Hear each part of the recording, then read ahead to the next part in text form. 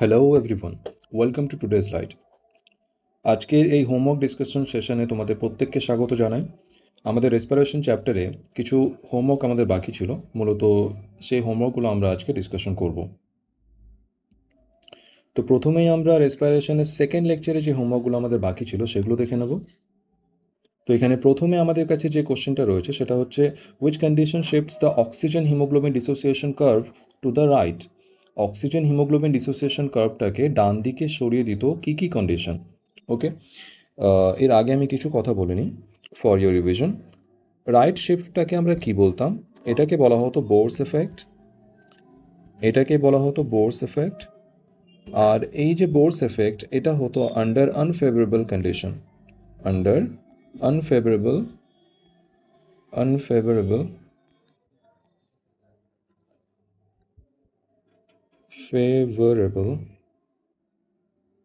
condition।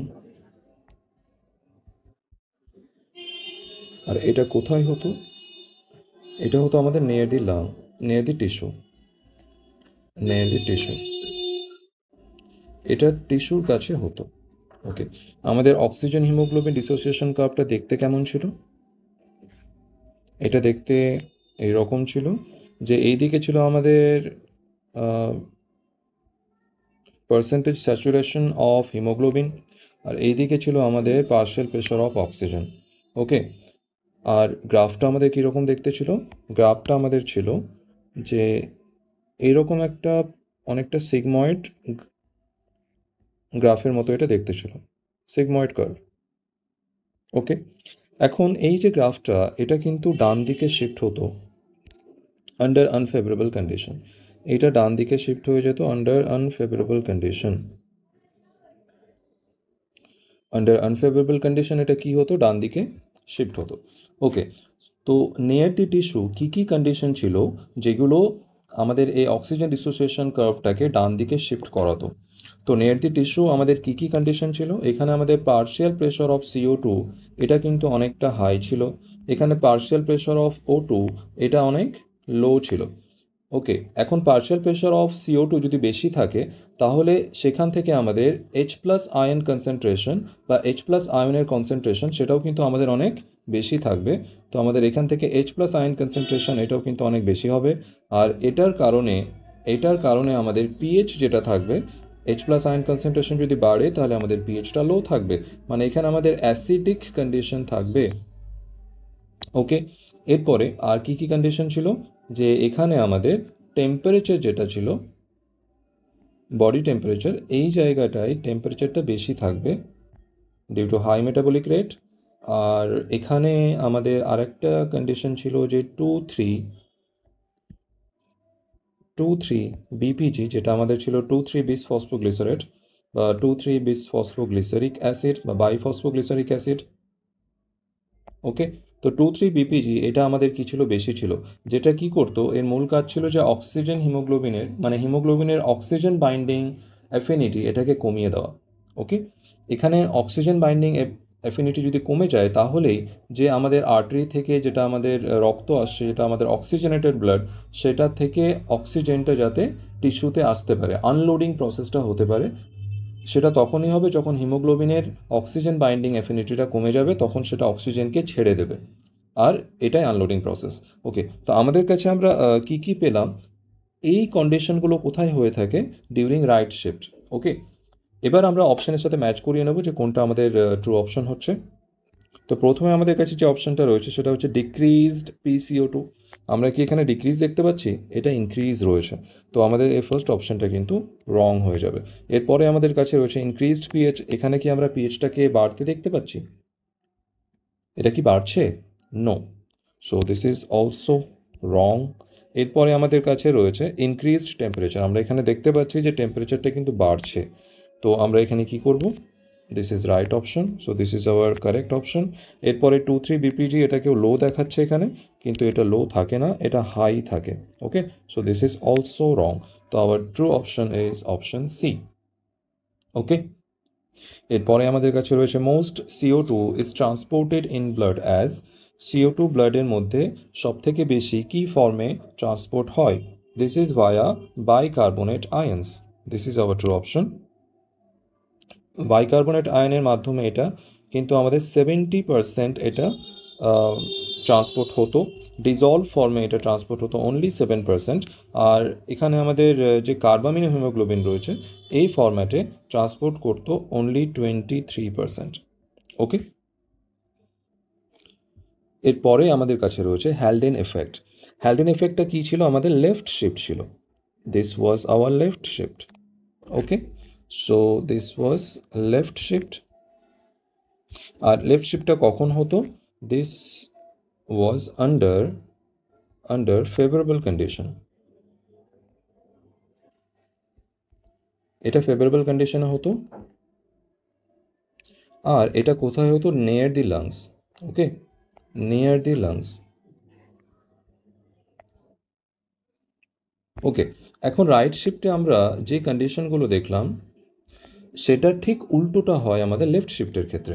Left শিফটটা আমাদের লাংসের কাছে হবে, রাইট শিফটে আমাদের যে যে কন্ডিশনগুলো ছিল এখানে তার ঠিক উল্টোটা হবে। মানে এখানে পার্শিয়াল প্রেশার অফ CO2 এটা কিন্তু অনেকটা কম থাকবে, পার্শিয়াল প্রেশার অফ O2 এটা আমাদের এখানে বেশি থাকবে। পার্শিয়াল প্রেশার অফ CO2 কম থাকার কারণে H+ আয়ন কনসেন্ট্রেশন এটাও কম থাকবে, আর এটা কম থাকার কারণে আমাদের পিএইচটা কিন্তু বেশি থাকবে। আর এখানে যেহেতু ভেন্টিলেশন হচ্ছে তাই এখানে টেম্পারেচারটা কম থাকবে। ওকে, টেম্পারেচার এখানে আমাদের কম থাকবে। আর এখানে 2,3 বিপিজি এটা আমাদের এখানে কম থাকবে। এটা কম থাকার কারণ কি? যে লাংসের কাছে মূলত হিমোগ্লোবিনটা অক্সিজেনের সাথে বাইন্ডিং করে, তো অক্সি হিমোগ্লোবিন তৈরি করতে হবে। তো এই বাইন্ডিং প্রসেসটা তখনই হবে যখন হিমোগ্লোবিনের অক্সিজেনের সাথে বাইন্ডিং অ্যাফিনিটিটা বেশি থাকবে। অ্যাফিনিটি মানে তার প্রবণতা, অক্সিজেনের সাথে জুড়ে যাওয়ার তার প্রবণতা, এটাকেই বলা হয় বাইন্ডিং অ্যাফিনিটি। ওকে, তো অক্সিজেনের সাথে তার জুড়ে যাওয়ার যে প্রবণতা বা বাইন্ডিং অ্যাফিনিটি এটা যদি হাই থাকে তাহলেই অক্সি হিমোগ্লোবিনটা তৈরি হবে। আর সেটার জন্য কিন্তু এখানে 2,3 BPG এটা কম থাকতে হবে, কারণ 2,3 BPG এর মূল কাজটা ছিল অক্সিজেন হিমোগ্লোবিনের অক্সিজেনের সাথে বাইন্ডিং অ্যাফিনিটি এটাকে কমিয়ে ফেলা। ওকে, তাই এখানে 2,3 BPG এটা কিন্তু কম থাকবে। তো আমরা এই কন্ডিশনগুলো পেলাম। একই রকমভাবে আমরা এখন অপশানের সাথে এগুলো ম্যাচ করিয়ে নেব কোনটা আমাদের ম্যাচ করছে। প্রথমে বলা হচ্ছে ইনক্রিজড CO2 বাইন্ডিং। এখানে কি CO2 বাইন্ডিংটা ইনক্রিজ থাকে? অ্যাবসলিউটলি রং, CO2 বাইন্ডিংটা এখানে লো থাকে। ওকে, এরপরে আর এখানে ঠিক উল্টো বলা হচ্ছে when oxygen is low, oxygen binding affinity এখানে বেশি থাকে, CO2 বাইন্ডিং অ্যাফিনিটি এখানে কম থাকে। Okay, with respect to haemoglobin.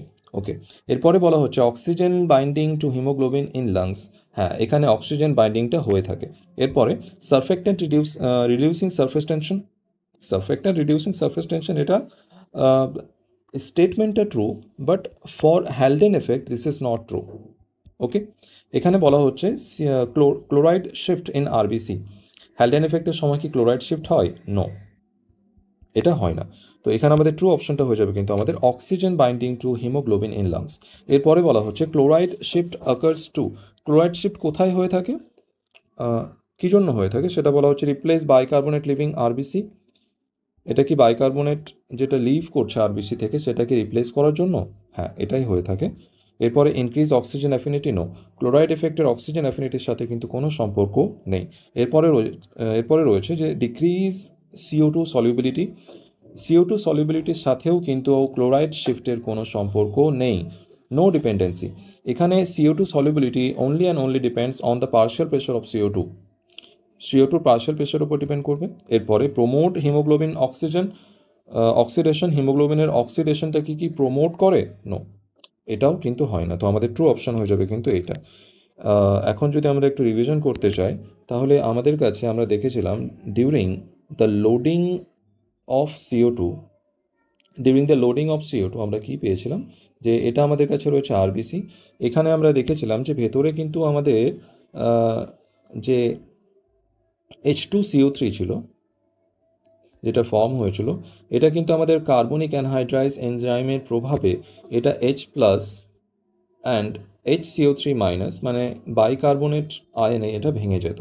আর এই যে বাইকার্বনেট আয়ন এটা কিন্তু আমাদের এই প্রোটিন চ্যানেলের মাধ্যমে আরবিসির বাইরে বেরিয়ে আসতো। ওকে, আরবিসির বাইরে বেরিয়ে আসতো, তো এটা আমাদের বাইরে বেরিয়ে যাবে HCO3-। আর এটাকে কাউন্টার করার জন্য কিন্তু বাইরে থেকে ক্লোরাইড আয়ন এটা কিন্তু ভেতরে আসতো। এটা কী জন্য হয়, যে H প্লাস, এখানে আমাদের যে আরবিসি মেমব্রেনটা রয়েছে, আরবিসির মেমব্রেন, এই মেমব্রেনটার অ্যাক্রস যাতে কোনো পোটেনশিয়াল ডিফারেন্স জেনারেট না হয়, যাতে কোনো আয়নিক গ্রেডিয়েন্ট না তৈরি হয়। আয়নিক গ্রেডিয়েন্ট মানে আয়নের, এটা যদি সহজ ভাষায় আমি বলতে চাই, যে ভেতর থেকে যদি আমাদের মাইনাস আয়নগুলো বাইরে বেরিয়ে আসে, তাহলে আমাদের ভেতরটায় কিন্তু পজিটিভ আয়নের ডমিনেন্সটা বেড়ে যাবে, আর ভেতরে আমাদের নেগেটিভ আয়নের ডেফিসিয়েন্সি তৈরি হবে, মানে আয়নিক ইমব্যালেন্স তৈরি হবে, আর এখানে একটা চার্জ ক্রিয়েট হয়ে যাবে, ভেতরে আমাদের পজিটিভ চার্জ জেনারেট হয়ে যাবে। আর এই পজিটিভ চার্জটাকে অ্যানিহিলেট করার জন্য কিন্তু বাইরে থেকে নেগেটিভ চার্জটা ভেতরে আসে, মানে বাইরে থেকে নেগেটিভ আয়নটা ভেতরে আসে। একটা নেগেটিভ আয়ন বেরিয়ে গেল, এটাকে রিপ্লেস করার জন্য, যাতে করে আমাদের চার্জটা কনজার্ভ থাকে, বা চার্জটা আমাদের যাতে মেনটেন থাকে, এখানে যাতে জিরো চার্জ থাকে, সেটাকে মেনটেন করার জন্য কিন্তু একটা নেগেটিভ চার্জ বেরিয়ে গেলে একটা নেগেটিভ চার্জ কিন্তু আবার এন্টার করছে, to replace this bicarbonate ion exit. Okay, তো এটা কি হয়ে যাবে, replace bicarbonate ion leaving the RBC. Okay, আশা করি তোমরা এটা বুঝতে পেরেছো। এরপরে আমাদের কাছে রয়েছে which law explains gas exchange based on partial pressure. Partial প্রেশারের উপর বেসড করে আমাদের কোন লটা ছিল, সেটা ছিল আমাদের হেনরিজ ল, যেটা আমাদের বলতো যে পার্শিয়াল প্রেশার যেটা ছিল, partial pressure of any gas was directly proportional to the solubility. Partial pressure যত বেশি থাকবে, বা সলিউবিলিটি যত বেশি থাকবে, তত সেই ক্ষেত্রে সেই গ্যাসটা কোনো লিকুইডে বা কোনো সলিউশনে তত বেশি সময় ধরে থাকবে। ওকে, তো সলিউবিলিটি, পার্শিয়াল প্রেশারটা সলিউবিলিটির সাথে প্রপোর্শনাল ছিল, যে পার্শিয়াল প্রেশার যত বেশি থাকবে সলিউবিলিটি তত বেশি থাকবে, আর পার্শিয়াল প্রেশার আর সলিউবিলিটি যখন বেশি থাকবে, তখন সেই গ্যাসটা কিন্তু যে কোনো লিকুইডে বা যে কোনো সলিউশনের ক্ষেত্রে কিন্তু সেটা বেশি সময় ধরে সেই সলিউশনে থাকবে। এরপরে ইন এমফাইসিমার ক্ষেত্রে destruction of alveoli leads to, destruction of অ্যালভিওলাইটা ধ্বংস হওয়ার ফলে কি হতো, increased surface area for gas exchange. Alveoli যদি ডিস্ট্রাকশন হয়, তাহলে সারফেস এরিয়া কি কখনো বাড়তে পারে? নো, সারফেস এরিয়াটা কিন্তু এখানে ডিক্রিজ হয়ে যায়, তো এটা কিন্তু ভুল। এরপরে ডিক্রিজড কমপ্লায়েন্স, এখানে কমপ্লায়েন্সটা কি ডিক্রিজ হয়? নো, ডিক্রিজ হয় না, কারণ এমফাইসিমা ছিল আমাদের একটা এক্সেপশন। তোমরা যারা ক্লাসটা অ্যাটেন্ড করেছো, তোমরা প্রত্যেকেই জানো যে যে কোনো লাং ডিজিজের ক্ষেত্রে বা যে কোনো পালমোনারি ডিসঅর্ডারের ক্ষেত্রে কী হয়, যে লাং কমপ্লায়েন্সটা কিন্তু ডিক্রিজ করে যায়, কিন্তু এমফাইসিমা এমন একটা ডিসঅর্ডার যার ক্ষেত্রে লাং কমপ্লায়েন্সটা হাই হয়ে যায়। ওকে, এর ক্ষেত্রে আমরা হাই কমপ্লায়েন্সটা দেখতে পাই। ওকে, তো এখানে কমপ্লায়েন্সটা কিন্তু হাই থাকে, তো এই অপশনটা আমাদের রং হবে। এরপরে বলা হচ্ছে ডিফিউশন ক্যাপাসিটি। এর ক্ষেত্রে কি ডিফিউশন ক্যাপাসিটি কমে যায়? হ্যাঁ, যদি আমাদের সারফেস এরিয়া কমে যায়, আমরা জানতাম যে আমাদের কাছে যে সারফেস এরিয়াটা ছিল, এই সারফেস এরিয়ার অ্যাক্রস কিন্তু আমাদের গ্যাসিয়াস ডিফিউশন প্রসেসটা হতো।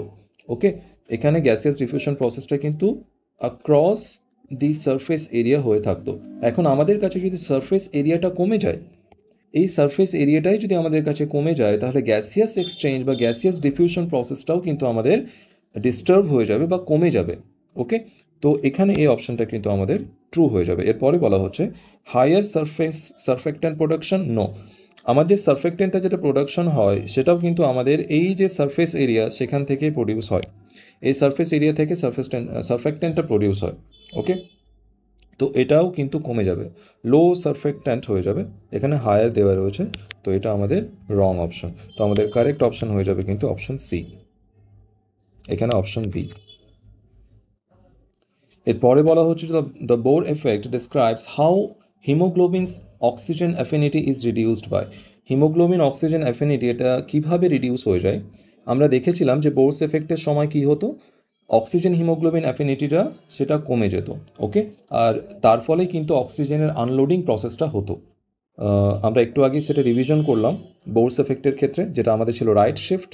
বোরস এফেক্ট মানে right shift, that was right shift. আর এই কন্ডিশনগুলো আমরা কিন্তু একটু আগে রিভিশন করলাম। তো সেক্ষেত্রে কী ছিল, আমাদের লো পিসিও2 ছিল কি? লো পিসিও2 কিন্তু ছিল না, হাই পিসিও2 ছিল। ওকে, অ্যান্ড হাই পিএইচ ছিল না, সেখানে লো পিএইচ ছিল, তো টোটালি রং। এরপরে হচ্ছে হাই পিসিও2 কিন্তু লো পিএইচ।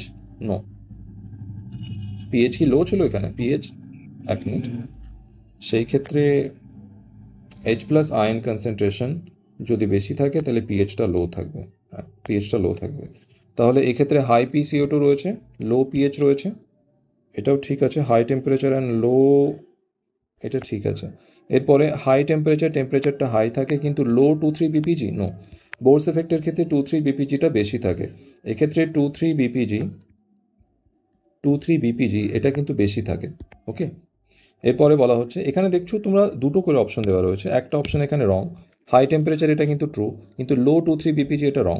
ওকে, এখানে হাই PCO2 এটাও ট্রু, লো পিএইচ এটাও ট্রু। এখানে প্রথম অপশনটাই ছিল আমাদের লো PCO2, এটা কিন্তু রং। এরপরে হাই পিএইচ, ওকে, এটাও রং, হাই পিএইচটাও রং। ওকে, এবার লাস্ট অপশন যদি আমরা দেখি, এখানে বলা হচ্ছে লো CO2, প্রথমেই রং। আর অ্যালকেলোসিস, এখানে অ্যালকালাইন, নো, অ্যালকেলোসিস হয় না, লো পিএইচ থাকে। ওকে, অ্যাসিডিক মিডিয়াম থাকে, তো এটাও রং। তো আমাদের প্রথমে কি হয়ে যাবে, বি অপশনটা আমাদের ট্রু হয়ে যাবে। ওকে, এরপরে আমরা একটা টপিক দেখে নেব, দ্যাট ইজ আর্টিফিশিয়াল রেসপিরেশন। এই টপিকটা কিন্তু আমাদের শেষে বাকি ছিল। ওকে, সময়ের অভাবে সেটা করানো হয়নি, তো আজকে আমরা এই টপিকটা দেখব। ওকে, তো what is artificial respiration or artificial breathing, একই কথা। এটা কি, যে যখন কোনো পার্সনের ক্ষেত্রে যদি কোনো ডিসঅর্ডার হয়ে থাকে বা যদি কোনো সমস্যা হয়ে থাকে, আর সে সময় যদি ডিউরিং দ্যাট কন্ডিশন যদি সে ব্যক্তি বা সে পার্সনটা যদি স্বাভাবিক ব্রিদিং করতে না পারে, তখন তাকে মেকানিক্যালি অ্যাসিস্ট করা, ম্যানুয়ালি অ্যাসিস্ট করা বা মেকানিক্যালি অ্যাসিস্ট করা, অ্যাসিস্ট করা মানে সাহায্য করা, তাকে মেশিনের সাহায্যে বা ম্যানুয়ালি সাহায্য করা, যাতে করে সে পার্সনটা আবার স্বাভাবিকভাবে ব্রিদিং করতে পারে। তো এই প্রসেসটাকে কিন্তু বলা হয় আর্টিফিশিয়াল ব্রিদিং, মানে কৃত্রিম উপায়ে তাকে ব্রিদিং করানো। সহজ ভাষায় কৃত্রিম উপায়ে তাকে ব্রিদিং করানো। What is this, manually assisting or mechanically assisting the respiration when a person cannot breathe adequately on its own, on their own. ওকে, যখন সে পর্যাপ্ত পরিমাণে নিজে থেকে ব্রিদিং প্রসেসটা করতে পারে না, তখন তাকে কিন্তু অ্যাসিস্ট করতে হয়, সেটা ম্যানুয়ালি হতে পারে, মেকানিক্যালি হতে পারে। তো সেই অ্যাসিস্টিং প্রসেসটা to help the person to breathe adequately, okay, এই প্রসেসটাকেই কিন্তু বলা হয় আর্টিফিশিয়াল ব্রিদিং। যখন সে পার্সনটা যে কোনো কারণে হতে পারে, যখন পর্যাপ্ত পরিমাণে সে ব্রিদিং প্রসেসটা করতে পারবে না, তখন তাকে ম্যানুয়ালি বা মেকানিক্যালি সাহায্য করা, যাতে সে আবার ব্রিদিং প্রসেসটা করতে পারে, এটাকে কিন্তু বলা হয় আমাদের artificial breathing.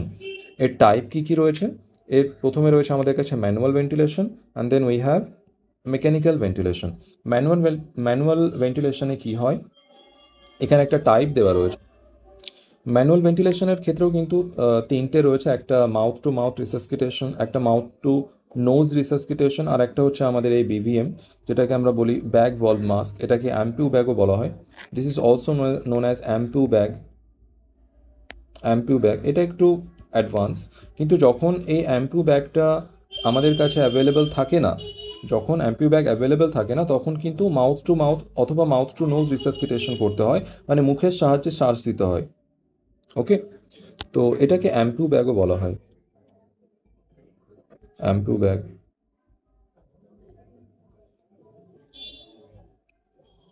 Sorry, I think this is Ambu bag, yes. Okay, তো ম্যানুয়াল ভেন্টিলেশনের কাছে আমরা এখানে একটা টিপিক্যাল কেস নিয়ে নিয়েছি, যখন আমাদের কাছে BVM বা অ্যাম্পু ব্যাগটা যখন আমাদের কাছে অ্যাভেলেবেল থাকবে, বা ব্যাগ ব্যাগ ভলভ মাস্ক এটা যখন অ্যাভেলেবেল থাকবে, তখন এটার সাহায্যেই কিন্তু আমরা ব্রিদিংটাকে অ্যাসিস্ট করব। টু ডেলিভার ব্রিথস ম্যানুয়ালি, শ্বাসটাকে ডেলিভার করা হয় manually. Okay, commonly used in emergency, এটা কিন্তু আমাদের এমার্জেন্সি কন্ডিশনে ইউজ করা হয়। অনেকে তোমরা এটা দেখেছো, যারা ট্রমা সেন্টারে গেছো, আমাদের যে কোনো হাসপাতালে যে এমার্জেন্সি বিভাগ রয়েছে, সেখানে কিন্তু এটা প্রায়ই দেখা যায়, যে যে কোনো ব্যক্তিকে যারা এমার্জেন্সি কন্ডিশনে রয়েছে, তাদেরকে কিন্তু এই যে BVM বা অ্যাম্পু ব্যাগ এর মাধ্যমে কিন্তু তার ব্রিদিং প্রসেসটাকে অ্যাসিস্ট করতে দেখা যায়। এরপরে আমাদের কাছে রয়েছে মেকানিক্যাল ভেন্টিলেশন, এটা কিন্তু অনেক সিভিয়ার কেসে ইউজ করা হয়, প্রত্যেক কেসে না। এটা হচ্ছে ইউজেস ভেন্টিলেটর মেশিন, এর ক্ষেত্রে একটা ভেন্টিলেটর মেশিন ইউজ করা হয়, যে মেশিনটা থেকে একটা এরকম একটা পাইপ বেরিয়ে আসে, যেখানে আমাদের অক্সিজেন অ্যান্ড CO2টাকে এক্সচেঞ্জ করানো হয়। আর এই যে পাইপটা, এটার এন্ট্রান্সটা কিন্তু আমাদের ট্র্যাকিয়ার ভেতরে থাকে, ট্র্যাকিয়ার ভেতরে এটাকে এন্টার করানো থাকে।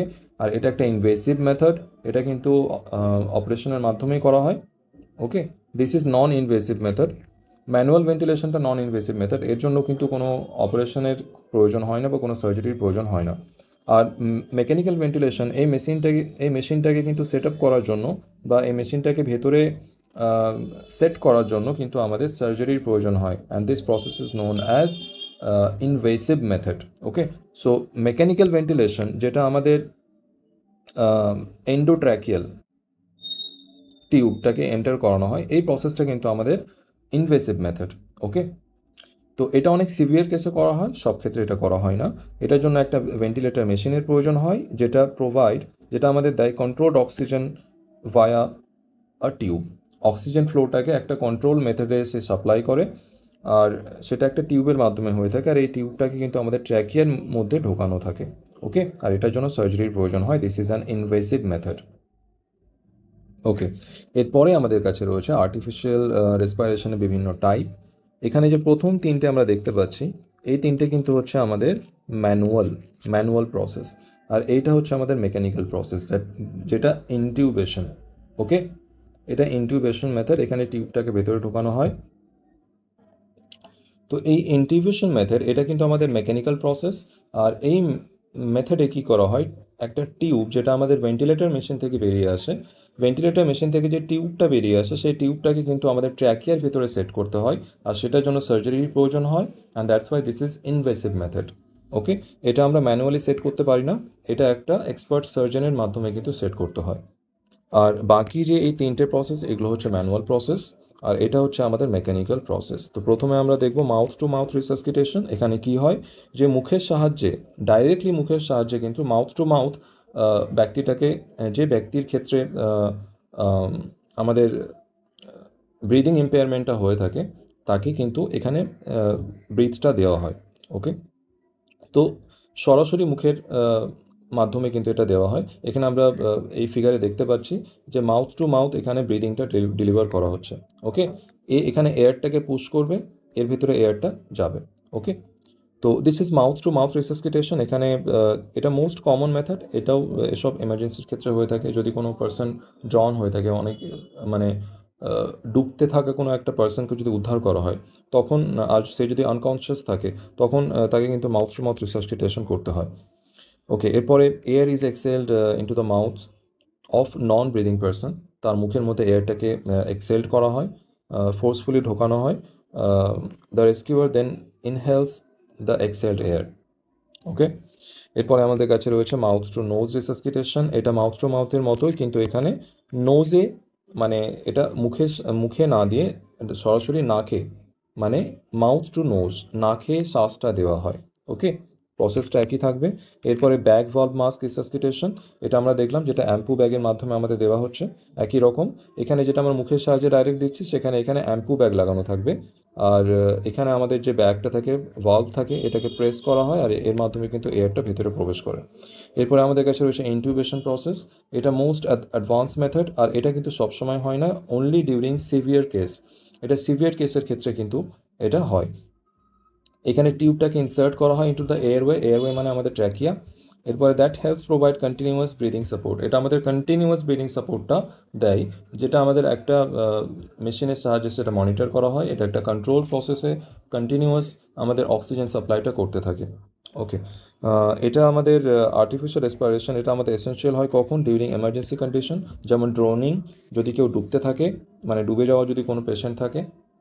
তারপরে আমাদের চোকিং, যদি কারো গলায় কোনো কিছু আটকে যায় বা এয়ারওয়েতে কোনো কিছু অবস্ট্রাকশন চলে আসে, আর সেক্ষেত্রে যদি শ্বাস প্রশ্বাসে অসুবিধা হয়, কার্ডিয়াক অ্যারেস্ট, এর ক্ষেত্রেও কিন্তু আমাদের এই যে রিসাসকিটেশন প্রসেস, এটা কিন্তু আমাদের করতে হয়।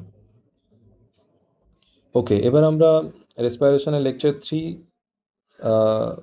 থার্ড লেকচারে যে আমাদের হোমওয়ার্কগুলো বাকি ছিল, সেগুলো এবার আমরা দেখব ওয়ান বাই ওয়ান। ওকে, তো এখানে আমাদের বলা হচ্ছে how many polypeptide chains are present in a single haemoglobin molecule. একটা সিঙ্গেল হিমোগ্লোবিন মলিকিউলের ক্ষেত্রে পেপটাইড চেন কটা থাকে? পলিপেপটাইড চেন আমরা দেখেছিলাম for adults it was 4 polypeptide chain, এর মধ্যে 2টো আলফা ছিল আর 2টো বিটা ছিল। তো এই জন্য এখানে রিপ্রেজেন্টেশনটা ছিল α2 and beta 2. Okay, তো এখানে আমাদের option, this would be the option. এরপরে which ion is centrally located in the heme group of hemoglobin? হিমোগ্লোবিনের যে হিম গ্রুপ এই হিম গ্রুপের সেন্টারে কোন আয়নটা প্রেজেন্ট ছিল? That was our ferrous ion Fe2+. ওকে, এরপরে বলা হচ্ছে oxygen is primarily transported in the blood in which form? Transported in the blood in which form, কোন ফর্মে এটা ট্রান্সপোর্ট হয়ে থাকে? আমরা জানি অক্সিজেন ট্রান্সপোর্টেশন যেটা হয় সেটা 98% হয়ে থাকে আমাদের HbO2 ফরম্যাটে, মানে অক্সি হিমোগ্লোবিন ফরম্যাটে, আর 2% হয়ে থাকে dissolved in plasma, dissolved in plasma. ওকে, তো আমরা এখানে দেখে নেব dissolved in plasma নো। এখানে বলা হচ্ছে প্রাইমারিলি ট্রান্সপোর্ট, মেজরলি কোনটা হয়ে থাকে? বেশিরভাগটা হয়ে থাকে আমাদের বাউন্ড টু হিমোগ্লোবিন, মানে অক্সি হিমোগ্লোবিনের মাধ্যমে HbO2। এরপরে most CO2 is transported in the blood as, বেশিরভাগ, এটা আমরা অলরেডি একটু আগে সলভ করলাম, that is our bicarbonate ion. 70% এর মাধ্যমে হয়ে থাকে dissolved in CO2, dissolved CO2 this is only 7%, and carbamino hemoglobin this is 23%.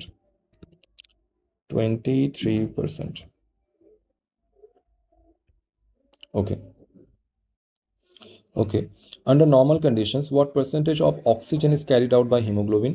Normal কন্ডিশনে হিমোগ্লোবিনের মাধ্যমে কতটা অক্সিজেন ডেলিভার করা হয়? দ্যাট ইজ 98%, একটু আগে আমরা দেখলাম। ওকে, নর্মাল কন্ডিশনে what percentage of oxygen is carried out by hemoglobin? That is 98%. এরপরে হ্যালডেন এফেক্ট, হ্যালডেন এফেক্ট মানে আমাদের লেফট শিফট, এটা আমরা বেশ কয়েকবার রিভিশন করলাম। হ্যালডেন এফেক্ট কী ছিল আমাদের? Left shift. কী কী কন্ডিশন ছিল? লেফট শিফটের ক্ষেত্রে আমাদের লো PCO2 ছিল, হাই PO2 ছিল, অক্সিজেনের পার্শিয়াল প্রেশার বেশি ছিল, H+ আয়ন কনসেন্ট্রেশন কম ছিল, পিএইচটা বেশি ছিল, টেম্পারেচার কম ছিল, আর 2,3 BPG সেটাও আমাদের কম ছিল। আমরা এখানে দেখে নেব কী কী দেওয়া রয়েছে। Increased CO2 binding, CO2 binding কি বেশি হতো? নো, CO2 বাইন্ডিং কিন্তু লো হতো, CO2 বাইন্ডিং লো হতো, তো দিস অপশন ইজ রং। এরপর decrease CO2 binding, yes, decrease CO2 binding to haemoglobin in presence of oxygen, yes. এরপরে increase oxygen binding in acidic condition, no, increase oxygen binding this is true, oxygen বাইন্ডিংটা এখানে increase হয়, কিন্তু acidic condition this is wrong, কারণ এখানে পিএইচটা বেশি থাকে, তো এখানে বেসিক কন্ডিশন বা অ্যালকালাইন কন্ডিশন হয়, this is basic condition or alkaline. So the last portion of the statement is wrong. এরপরে decreased oxygen binding in alkaline condition, এটা কি oxygen alkaline condition is true, this is true, but decreased oxygen binding this portion is wrong. তো এখানে আমাদের correct option হয়ে যাবে আমাদের option B. এরপরে আমাদের কাছে রয়েছে right shift in oxygen haemoglobin dissociation curve indicates. Right shift যেটা হয়, যেটা আমাদের বোর্স এফেক্ট ছিল, সেখানে সেটা কি ইন্ডিকেট করে? ইনক্রিজ অক্সিজেন অ্যাফিনিটি, না, সেখানে অক্সিজেন অ্যাফিনিটি কখনো ইনক্রিজ হয় না, this is wrong. Decrease oxygen affinity, yes. No change in oxygen binding, no, change হয়, অক্সিজেন বাইন্ডিংয়ে চেঞ্জ হয়, অ্যাফিনিটিটা কমে যায়। এরপরে increase CO2 affinity, yes, increase CO2 affinity, CO2 অ্যাফিনিটিটাও বেড়ে যায়, তো এখানে বোথ অপশন ইজ ট্রু। এরপরে in which of the following factors, তোমাদের এক্সামে এরকম আসবে না, এরকম যদি বোথ অপশন কারেক্ট হয় তাহলে আরেকটা অপশন এখানে থাকবে যে বোথ বি অ্যান্ড ডি, এর মানে 5টা অপশন থাকবে না, 4টেই অপশন থাকবে, এখানে যে কোনো একটা অপশন সেটা কমিয়ে দেবে, আর শেষ অপশানে এরকম থাকবে both B and C is correct, অথবা both A and B is correct, মানে দুটো অপশন কারেক্ট দেওয়া থাকবে একটাই, both B and D is correct. Okay, এরপরে which of the following factors causes a left shift in the oxygen hemoglobin dissociation curve? Left শিফটের জন্য কোন কোন ফ্যাক্টর রেসপন্সিবল ছিল? লেফট শিফট মানে যেটা আমাদের কাছে ছিল হ্যালডেন এফেক্ট, এই জন্য কী কী ছিল আমাদের লেফট শিফটের ক্ষেত্রে? ইনক্রিজড, না, এটা রাইট শিফটের ক্ষেত্রে হয়, দিস ইজ কমপ্লিটলি রং, এটা রং। এখানে লো থাকে, ইনক্রিজ টেম্পারেচার, এটাও ভুল, এটা আমাদের নেয়াতে টিস্যু হয়, রাইট শিফটের ক্ষেত্রে হয়। ডিক্রিজ পিএইচ, নো, পিএইচটাও এখানে বেশি থাকে। Decrease CO2, yes, this is true. আমাদের লেফট শিফটের ক্ষেত্রে নিয়ার দি লাংস আর লাংসের কাছে কিন্তু CO2টা কম থাকে। ওকে, এরপরে বলা হচ্ছে the primary respiratory centre is located in. Primary respiratory সেন্টারটা কোথায় ছিল আমাদের? আমাদের মেডুলা অবলাঙ্গেটা, যেটা আমরা বলেছিলাম MO, medulla oblongata. Okay, next, which nerve carries the sensory information from peripheral chemoreceptor. Peripheral chemoreceptor থেকে সেন্সরি ইনফরমেশনটা কোন নার্ভ ক্যারি করে? সেটা আমাদের ভেগাস নার্ভ। এটা তোমরা মনে রাখবে, এটা আমি ক্লাসে করাইনি, মনে রাখবে এটা। The most potent chemical stimulus that for increasing ventilation. Most potent chemical, যেটা সব থেকে পোটেন্ট কেমিক্যাল স্টিমুলাস, যেটা আমাদের ভেন্টিলেশন প্রসেসটাকে ইনক্রিজ করে, সেটা কি? ওকে, আমাদের কাছে যে কেমিক্যাল রেগুলেশন রয়েছে, আমাদের কাছে chemical regulation for ventilation or breathing, এই কেমিক্যাল রেগুলেশনটা আমাদের এই দুটো পোর্শন ছিল। একটা ছিল আমাদের সেন্ট্রাল কিমোরিসেপ্টর,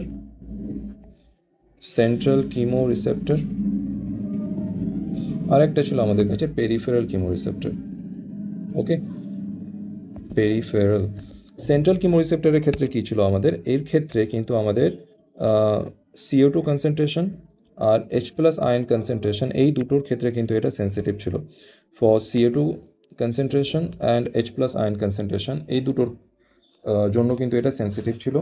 আর পেরিফেরালটাও কিন্তু আমাদের CO2 অ্যান্ড H+ আয়ন কনসেন্ট্রেশনের জন্য সেন্সিটিভ ছিল, but more for low O2 concentration. Low O2-র ক্ষেত্রে কিন্তু এটা বেশি সেন্সিটিভ ছিল। আর আমাদের যেটা মেজর কন্ট্রিবিউট করে সেটা হচ্ছে আমাদের সেন্ট্রাল কিমোরিসেপ্টর, এটা মেজর পার্ট। আর এটা this is more sensitive for low CO2, more sensitive for low CO2। এটা লো CO2 কনসেন্ট্রেশনের জন্য কিন্তু এটা বেশি সেন্সিটিভ। তো আমাদের ওভারঅল যেটা আনসার হয়ে যাবে সেটা হয়ে যাবে আমাদের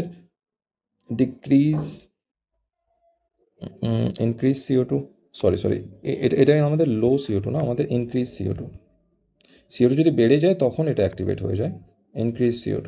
ওকে, CO2 যদি বেড়ে যায় তখন এটা অ্যাক্টিভেট হয়ে যাবে, কারণ CO2 আমাদের বডিতে বেশি হয়ে গেলে কিন্তু আমাদের বডি অ্যাসিডিক হয়ে যাবে। ওকে, পিএইচটা কমে যাবে। তো ওভারঅল আনসার কিন্তু আমাদের এইটা হয়ে যাবে। ওকে, কারণ মেজর কন্ট্রিবিউটর কিন্তু আমাদের সেন্ট্রাল কিমোরিসেপ্টর, আর এটা responsible for increase CO2।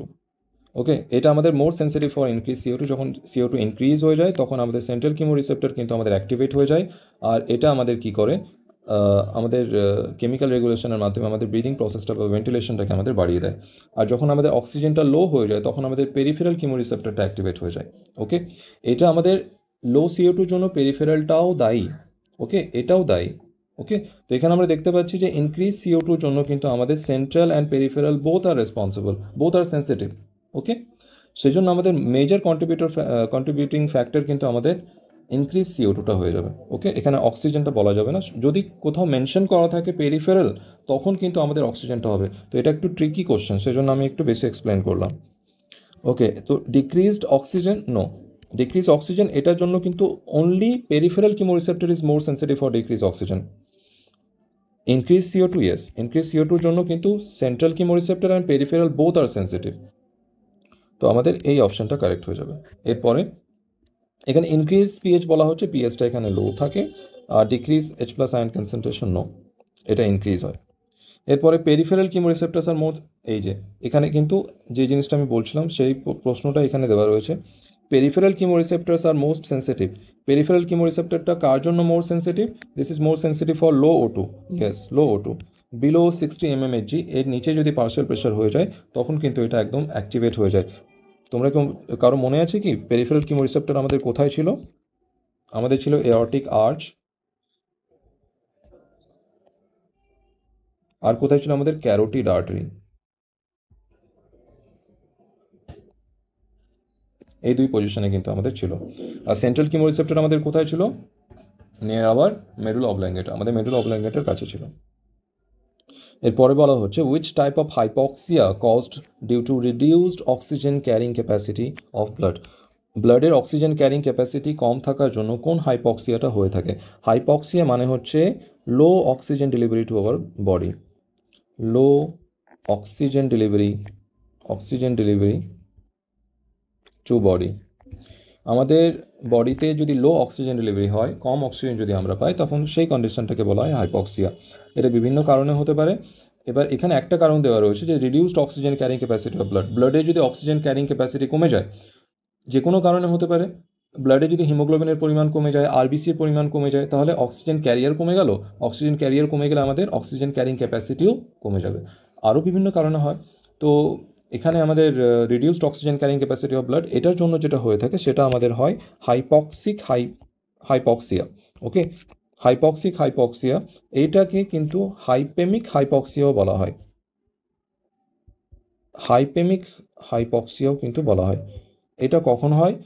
This is due to reduced oxygen carrying capacity of blood. Okay, এরপরে রয়েছে আমাদের অ্যানিমিক হাইপক্সিয়া, এগুলো আমরা দেখে নেব। অ্যানিমিক হাইপক্সিয়া এটা কখন হয়? ওকে, আই এম এক্সট্রিমলি সরি, এখানে আমি একটু ভুল করে ফেলেছি। এটা কিন্তু এখানে হবে না। অ্যানিমিক হাইপক্সিয়াটা এটা আমাদের লো অক্সিজেন ক্যারিং ক্যাপাসিটির ক্ষেত্রে হয়ে থাকে। So this is our true option, anaemic hypoxia. Low oxygen carrying capacity কখন হয়? আমি একটু আগে যেমন বললাম যে যদি কারো ক্ষেত্রে হিমোগ্লোবিনের পরিমাণ কমে যায় বা আরবিসির পরিমাণ কমে যায়, তো হিমোগ্লোবিন কমে গেলে সেক্ষেত্রে কিন্তু অ্যানিমিয়া হয়। আর অ্যানিমিয়া যখন হয় তখন কিন্তু আমাদের অক্সিজেন ক্যারিং ক্যাপাসিটিটাও কমে যায়, আর সেই জন্যই এটা নাম দেওয়া হয়েছে কিন্তু আমাদের anaemic hypoxia.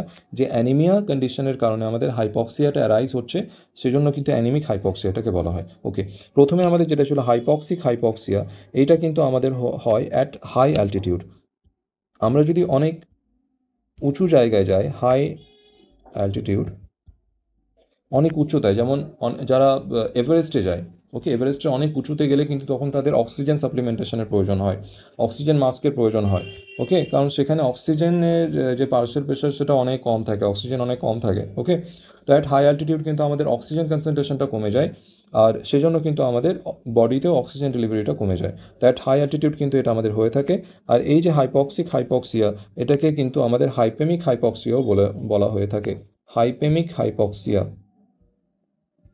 This is also known as hypaemic hypoxia. Okay, এরপরে আমাদের কাছে রয়েছে স্ট্যাগন্যান্ট হাইপক্সিয়া। এইটা কি?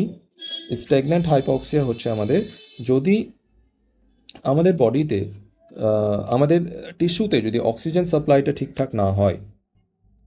So this is due to reduced blood supply to our tissue. আমাদের টিস্যুতে যদি ব্লাড সাপ্লাইটা কমে যায়, তাহলে অক্সিজেন সাপ্লাইও কমে যাবে, আর সেই ক্ষেত্রে যে হাইপক্সিয়াটা হয় সেটা স্ট্যাগন্যান্ট হাইপক্সিয়া। হিস্টোটক্সিক হাইপক্সিয়া, এইটা কি? হিস্টোটক্সিক হাইপক্সিয়া হচ্ছে যদি আমাদের cells cannot utilize the oxygen properly. আমাদের সেলের কাছে অক্সিজেনটা সাপ্লাই প্রপার করা হচ্ছে, অক্সিজেন সাপ্লাইটা ঠিক আছে, কিন্তু কোনো কারণবশত যদি আমাদের সেল অক্সিজেনটাকে ইউটিলাইজ না করতে পারে, ব্যবহার না করতে পারে, তখন সেই ক্ষেত্রে যে হাইপক্সিয়াটা হয় সেটা আমাদের হিস্টোটক্সিক হাইপক্সিয়া। তো when cells cannot utilize oxygen properly, যখন প্রপারলি ইউজ করতে পারে না, তখন এই কেসটা হয়ে থাকে। এরপরে prolonged exposure to high oxygen levels can lead to, অনেক সময় ধরে যদি হাই অক্সিজেন লেভেলের এক্সপোজার থাকে, বেশিক্ষণ ধরে যদি হাই অক্সিজেনটা আমাদের থেরাপি দেওয়া হয়, তখন সেই ক্ষেত্রে আমাদের কি হয়? হাইপক্সিয়া লো অক্সিজেনের ক্ষেত্রে হয় অক্সিজেন ইনডিউসড সিজার। এই জিনিসটা হয়ে থাকে। What is seizure? এইটা হচ্ছে আমাদের সেন্ট্রাল নার্ভাস সিস্টেমের একটা অক্সিজেন টক্সিসিটি। এটাকে বলা হয় অক্সিজেন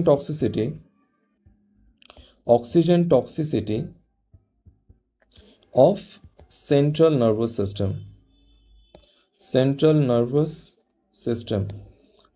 নার্ভাস সিস্টেমের যে অক্সিজেন টক্সিসিটি, সেখান থেকে কি হয়, আমাদের বডিটা অনিয়ন্ত্রিতভাবে কাঁপতে থাকে। ওকে, সেক্ষেত্রে কি হয়? কনফিউশন হয়, অনেক বেশি কনফিউশন হয়, কনসিয়াসনেস থাকে না। আরও বিভিন্ন ধরনের সিমটম হতে পারে, যেমন একদম চোখের সামনে একদম অন্ধকার দেখা, এই ধরনের বিভিন্ন সিমটম কিন্তু দেখা দেয়। আর এই যে সিমটমের কালেকশন, এই কন্ডিশনটাকে কিন্তু বলা হয় সিজার্স। এটাকে বলা হয় সিজার। এটা কী জন্য হয়? Due to oxygen toxicity of our central nervous system. এটা হয়ে থাকে। এটা কী জন্য হয়?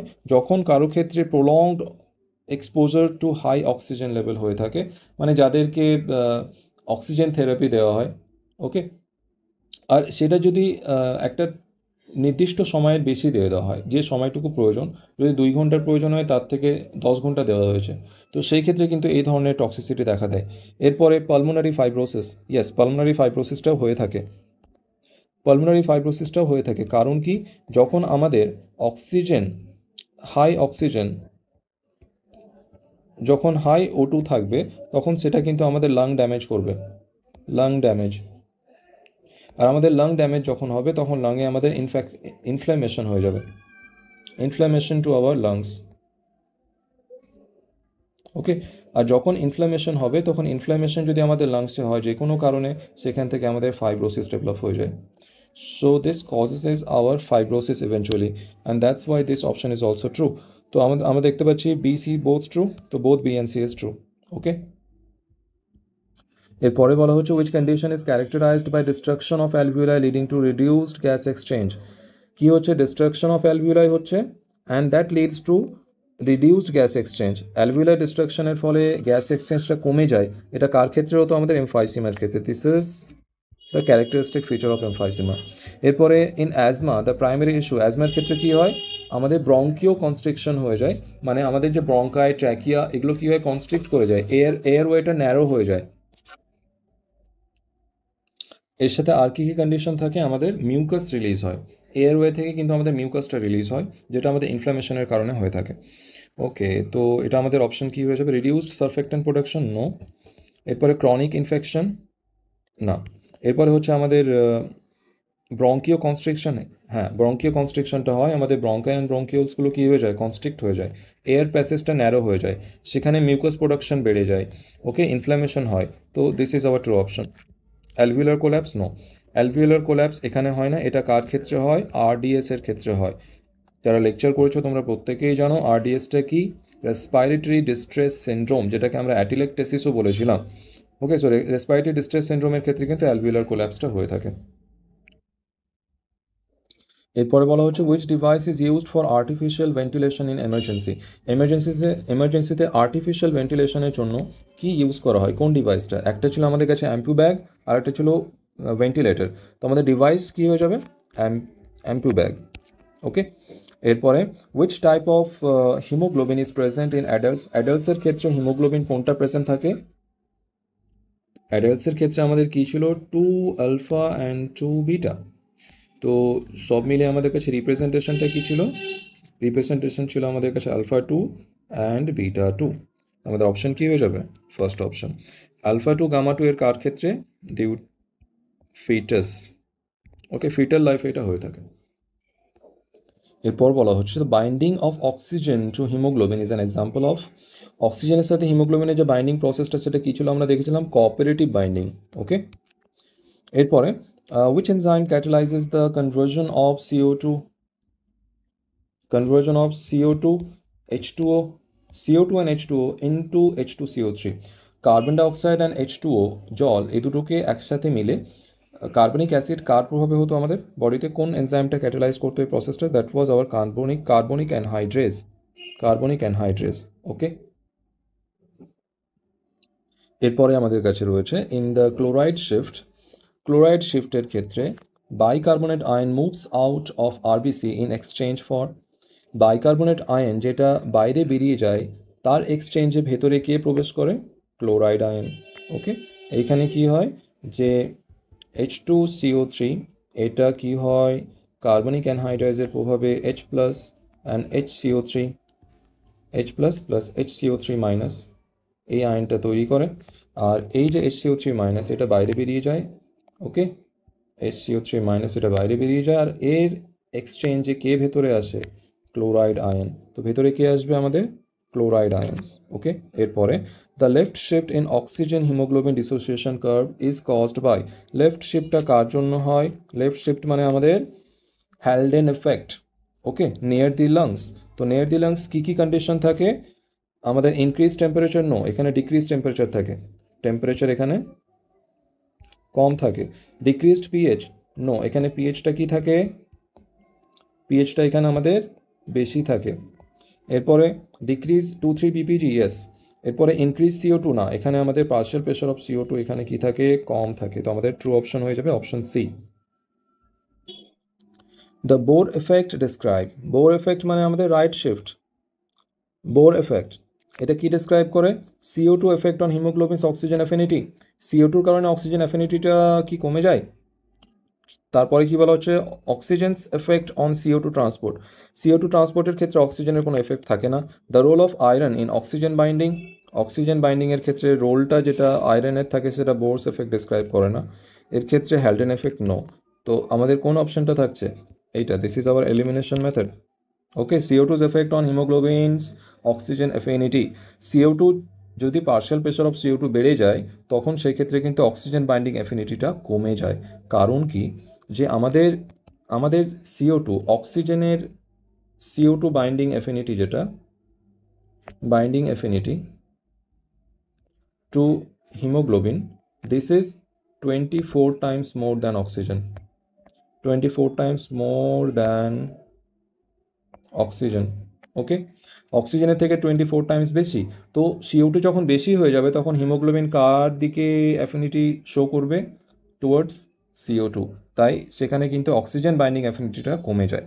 ওকে, এরপরে the apneustic centre, okay, apneustic centre which promotes prolonged inspiration is located in, কোথায় লোকেটেড থাকে, সেটা আমাদের পন্সে থাকে। ওকে, এটা মনে রাখবে, এটা পন্সে থাকে apneustic centre. This is responsible for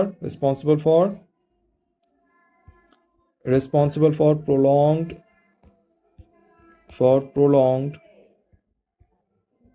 inspiration. Okay, পরেরটা দেখবো আমরা। এরপর বলা হচ্ছে central chemoreceptors are most sensitive to change in, most sensitive কার জন্য, হাই CO2, আর হাই CO2 যখন হয়ে যায় তখন সেক্ষেত্রে আমাদের পিএইচটা লো হয়ে যায়, পিএইচ লো, তো high CO2 and low pH. Okay, এখানে কি অপশন দেওয়া রয়েছে আমাদের, arterial O2 level no, CSF pH, yes. আমাদের এইটা আমাদের সেন্ট্রাল কিমোরিসেপ্টর যেটা রয়েছে এটা আমাদের কোথায় থাকে, এটা আমাদের থাকে মেডুলা অবলাঙ্গেটা। ওকে, মেডুলা অবলাঙ্গেটা এটা আমাদের ব্রেন স্টেমে অবস্থিত, আর ব্রেন স্টেমের কাছে আমাদের কি রয়েছে, আমাদের ব্রেনের মধ্যে কি রয়েছে, CSF বা সেরিব্রো স্পাইনাল ফ্লুইড। CSFটাকে কি বলা হয়, CSF, এটাকে বলা হয় আমাদের সেরিব্রো স্পাইনাল ফ্লুইড। ব্রেন কিন্তু ডাইরেক্ট ব্লাডের সাথে কন্ট্যাক্টে থাকে না, আমাদের যে ব্রেনটা রয়েছে আমাদের ব্রেনটা ডাইরেক্ট কিন্তু ব্লাডের সাথে কন্ট্যাক্টে থাকে না। ব্লাড, আমাদের ব্রেনে ব্লাড ব্রেন ব্যারিয়ার থাকে, সেটাকে ব্লাড ব্রেন ব্যারিয়ার বলা হয়, আর সেখান থেকে কিন্তু আমাদের CSF তৈরি হয়। ওকে, আসলে আমাদের ব্রেনের ভেতরে কিছু ফাঁকা জায়গা থাকে, এটা যদি আমাদের ব্রেন হয় তো এই ব্রেনের ভেতরে আমাদের কিছু ফাঁকা জায়গা থাকে। ওকে, এই যে ফাঁকা জায়গাটা, এই ফাঁকা জায়গাকে বলা হয় ভেন্ট্রিকলস। আর এই যে ভেন্ট্রিকলসটা রয়েছে ভেন্ট্রিকলসের মধ্যে কিন্তু আমাদের CSFটা থাকে, এই ভেন্ট্রিকলসের মধ্যে আমাদের CSFটা থাকে। ওকে, সেরিব্রোস্পাইনাল ফ্লুইড। ওকে, আর এই CSF এর কন্ট্যাক্টে কিন্তু এই CSF এর ডাইরেক্ট কন্ট্যাক্টে আমাদের ব্রেন সেলসগুলো থাকে, আমাদের ব্রেন থাকে, আমাদের ব্লাডের ডাইরেক্ট কন্ট্যাক্টে আমাদের ব্রেন কিন্তু থাকে না। Brain is not in direct contact of our blood but to CO2, sorry CSF, আমাদের CSF এর ডাইরেক্ট কন্ট্যাক্টে থাকে কিন্তু ব্লাডের ডাইরেক্ট কন্ট্যাক্টে থাকে না। এরপরে আমাদের রয়েছে, তো এখানে আমাদের অপশনটা কোনটা হয়ে যাবে, আমাদের অপশন এখানে হয়ে যাবে CSF PH। এরপরে hypoxia that occurs at high altitude, high অ্যালটিটিউডে যে হাইপক্সিয়াটা হয়েছিল আমরা কি বলেছিলাম, সেটাকে হাইপক্সিক হাইপক্সিয়া বা হাইপেমিক হাইপক্সিয়া, কি বলেছিলাম, হাইপেমিক হাইপক্সিয়া। ওকে, এরপরে বলা হচ্ছে which disorder is characterised by excessive mucus production and chronic cough, মানে এক্সেসিভ মিউকাস এটা কার ক্ষেত্রে হয়, অ্যাজমার ক্ষেত্রে। এরপরে ইন পালমোনারি ফাইব্রোসিসের ক্ষেত্রে gas exchange is impaired due to, gaseous এক্সচেঞ্জটা ইম্পেয়ার্ড কেন হয়ে যায়, পালমোনারি ফাইব্রোসিসের ক্ষেত্রে কি হয় যে আমাদের যে অ্যালভিওলার মেমব্রেন সেটা কিন্তু থিক হয়ে যায়, আর যদি অ্যালভিওলার মেমব্রেনের থিকনেস বেড়ে যায় তাহলে আমাদের গ্যাসেস ডিফিউশনটা কমে যাবে। ওকে, তো এটা this is thickness of alveolar membrane. Okay, তো এই কটাই ছিল আমাদের হোমওয়ার্ক।